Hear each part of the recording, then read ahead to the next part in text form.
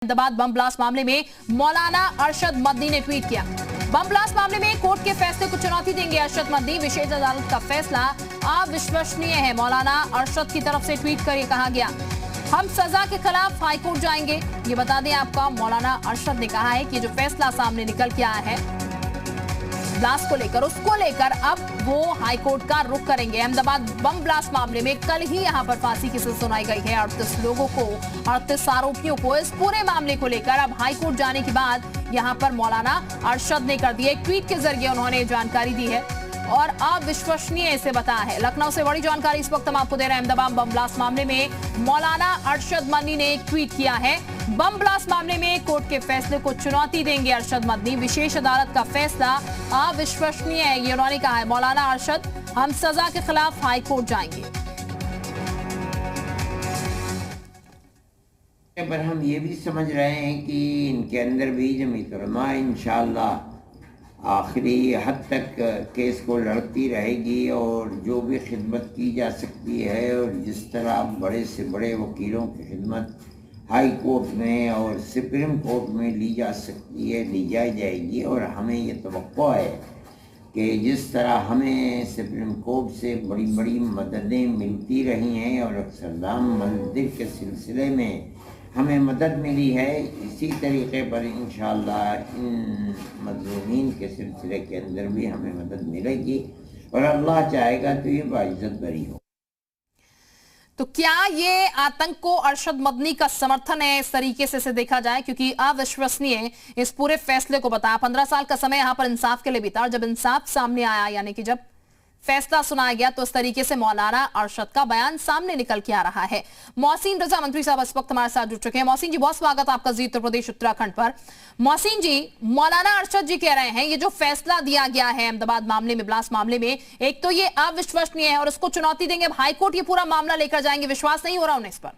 अब बड़ा दुर्भाग्यपूर्ण है, ये वही लोग हैं जिनको ऐसी पार्टियों ने पाला पोसा बड़ा किया है, जो पार्टियां कहा करती हैं, जिन पार्टियों की तरफ से ये आवाजें आती हैं कि हम आएंगे सत्ता में तो हम आतंकियों पर से मुकदमे हटा लेंगे। ये कौन कहता है?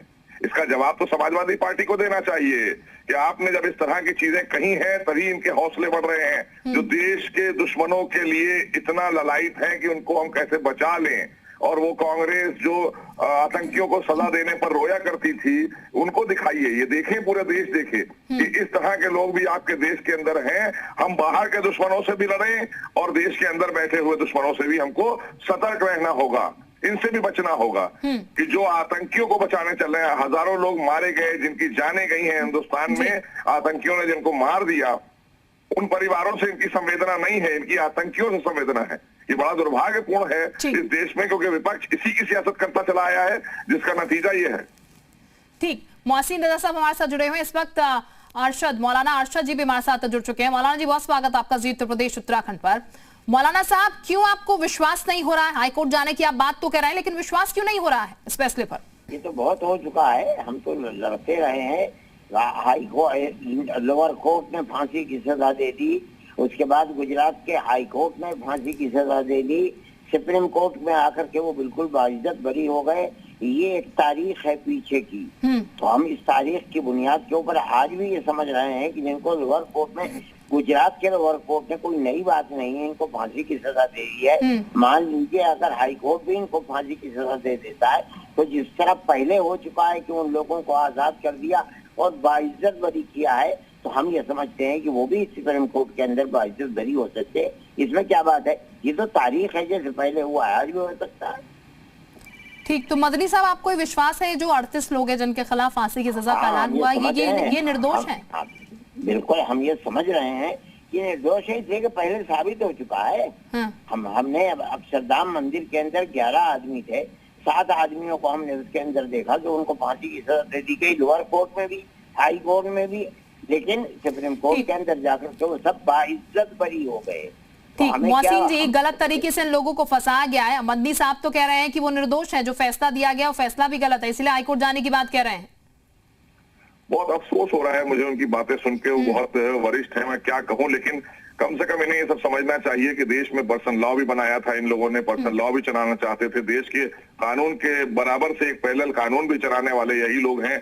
लेकिन ये दुर्भाग्यपूर्ण है कि ऐसे ही लोगों ने देश में विकास और लोगों का निर्माण रोका हुआ है, जो आतंकियों के समर्थन में इतनी जद्दोजहद कर रहे हैं, इतनी मेहनत कर रहे हैं कि उन लोगों को बचाने के लिए खड़े हो रहे हैं जिनकी वजह से हिंदुस्तान के हजारों लोग मारे गए, जिनके परिवार बर्बाद हो गए हैं, उनको बचाने की लड़ाई लड़ना चाहते हैं अरशद मदनी साहब। मैं तो बड़ा अफसोस के साथ कह रहा हूं कि अरे उन बच्चों की लेके चलिए जिनका भविष्य आदरणीय मोदी जी बनाना चाहते हैं, जिनको मुख्य धारा से देश की जोड़ना चाहते हैं, आतंकियों के चक्कर में क्यों अपनी जिंदगी तबाह कर रहे हैं? छोड़िए मदनी साहब, क्यों आतंकियों के समर्थन में आप लोग खड़े हैं? रजा साहब कह रहे हैं वो तो आतंकी है, आपको निर्दोष नजर आ रहे हैं। मैं यही बात कह रहा हूँ, आतंकी ये नहीं है, तभी तो हाई कोर्ट ने सजा दे दी है इनको, और उसके बाद सुप्रीम कोर्ट ने इनको बाइज्जत बरी कर दिया। इनको आतंकी कहना ये गलत है, अभी तक आतंकी नहीं है, अभी ये मुलजिम है, मुजरिम नहीं है। अगर हमारे बात में ये बात आ जाएगी कि ये मुजरिम है, हम किसी आतंकी सजा सुना दी अदालत ने भाई, अब सजा सुना दी अदालत ने, अब उसके बाद भी आप मतलब दूसरी अदालत का दरवाजा खटखटाएंगे? बहुत अफसोस की बात है। आपको मेरे भाई हमारे सुनिए हजरत, सुनिए आपको मैं एक बात और सुनाना चाह रहा हूँ, तो मेरी 2 मिनट मेरी सुन लीजिए। आप मुझसे बहुत वरिष्ठ हैं, मैं आपका मतलब कुछ भी कह नहीं सकता, मेरे पास अल्फाज नहीं है। मैं एक बात कहना चाहता हूँ, आप ये बताइए, शाहबानो केस में जब ट्रिपल तलाक में सुप्रीम कोर्ट ने फैसला शाहबानो के हक में दे दिया था, तब मुस्लिम पर्सनल लॉ बोर्ड ने कांग्रेस से वो फैसला क्यों पलटवाया था? राहुल गांधी जी उस वक्त प्रधानमंत्री थे, क्यों पलटवा दिया था? आप चाहते हैं कि देश की तमाम बहनों के पैरों में बेड़ियां पड़ी रहे ट्रिपल तलाक की? 22 देशों में नहीं है, हिंदुस्तान में रहना चाहिए, क्योंकि आप लोग ये आप कहां से उठ करके कहां आ गए? बात हो रही है आतंकवादी, आप कह रहे हैं मैं आतंकवादी खड़े हैं, उधर सुप्रीम कोर्ट का फैसला पलटवा रहे हैं, क्यों नहीं कहेंगे भाई? हम नहीं कहेंगे तो कौन कहेगा? आप गलत क्या रहे हैं? कोई दूसरा कह देगा तो आप फौरन उस पर हिंदू मुस्लिम कर देंगे? नहीं, अगर कोई दूसरा बोलेगा तो हिंदू मुस्लिम कर देंगे आप? हम तो नहीं कर रहे हैं मेरे भाई, जमीयत अरे हाँ, और आप ही करेंगे हिंदू मुस्लिम। अभी यही बात अगर कोई और हमारा नेता कह देगा भारतीय जनता पार्टी का, तो फौरन आप उसमें हिंदू मुस्लिम का आग तड़का लगा देंगे फौरन। तो ये आतंकियों के फेवर में क्यों खड़े हो रहे हैं आप? अरे भाई उनको फांसी पे लटकने दीजिए, उन्होंने देश के लोगों को मारा है, और इस्लाम भी कहता है मौत का बदला मौत है, फिर क्यों आप परेशान हैं? हमारे मुल्क का दस्तूर कहता है कि अभी तक ये आतंकवादी नहीं है। हमें मुल्क ने ये इजाजत दी है, कानून ने इजाजत दी है कि अगर लोअर कोर्ट कोई फैसला करता है खिलाफ, हम हाई कोर्ट में जा सकते हैं। अगर हाई कोर्ट हम सुप्रीम कोर्ट जा सकते हैं, जब जा सकते हैं और कानून पर जा सकते हैं। बिल्कुल, बशर्ते जाइए मदनी साहब, लेकिन विशेष अदालत का जो फैसला है, जरा एक बार ये बता दीजिए, जो फैसला है क्या इस पर आपको विश्वास नहीं है? क्योंकि आप ये कह रहे हैं अविश्वसनीय है। अगर विश्वास अविश्वसनीय आप बता रहे हैं, तो सवाल खड़े कर रहे हैं अदालत पर, आप भरोसा नहीं है इस पर? नहीं, हम अदालत पर सवाल, ये कानून हमें हक देता है, गवर्नमेंट का, हमारे मुल्क का कानून हमें हक देता है। बिल्कुल मदनी साहब, हक है आपका, तभी तो हम कह रहे हैं कि आप जाइए हाईकोर्ट, बशर्ते आप बिल्कुल जाइए हाईकोर्ट। लेकिन इसीलिए मैं पूछ रही हूँ कि आपकी तरफ से इस्तेमाल किया गया अविश्वसनीय ये है, तो क्या भरोसा नहीं है आपको? हम जाएंगे हाईकोर्ट, ये क्या बात है? दुनिया जाती है, अगर इन्हीं के खिलाफ कोई हाई कोर्ट के नीचे की अदालत में फैसला, क्या ये हाई कोर्ट नहीं जाएंगे? और हाई कोर्ट का फैसला अगर इनके लिए काबिल इत्मीनान नहीं होता, तो क्या सुप्रीम कोर्ट नहीं जाएंगे? ये क्या बात है? इसका तो मतलब ये है कि देश का जो कानून है, आप उस कानून को नहीं मानते। बहुत अच्छा, शुक्रिया। सारी जिरा और बहस के बाद ये फैसला आया, और आप कह रहे हैं कि ये आतंकवादी निर्दोष है। मदनी साहब सुन पा रहे हैं आप? चलिए, अरशद मदनी साहब तो बीच में से ही चल दिए हैं। मोहसिन रजा साहब, ये जो बार बार इस तरीके की चीजें सामने निकल के आती हैं, कुछ ऐसा होता है तो फिर विरोध के स्वर जो है उठने लगते हैं, वो वाकई में सवाल खड़े करता है कि आखिर किस सोच में समाज है। बहरहाल बहुत शुक्रिया आपका हमारे साथ जुड़ने के लिए। मदनी साहब भी हमारे साथ जुड़े थे, बहुत शुक्रिया आपका भी हमारे साथ जुड़ने के लिए।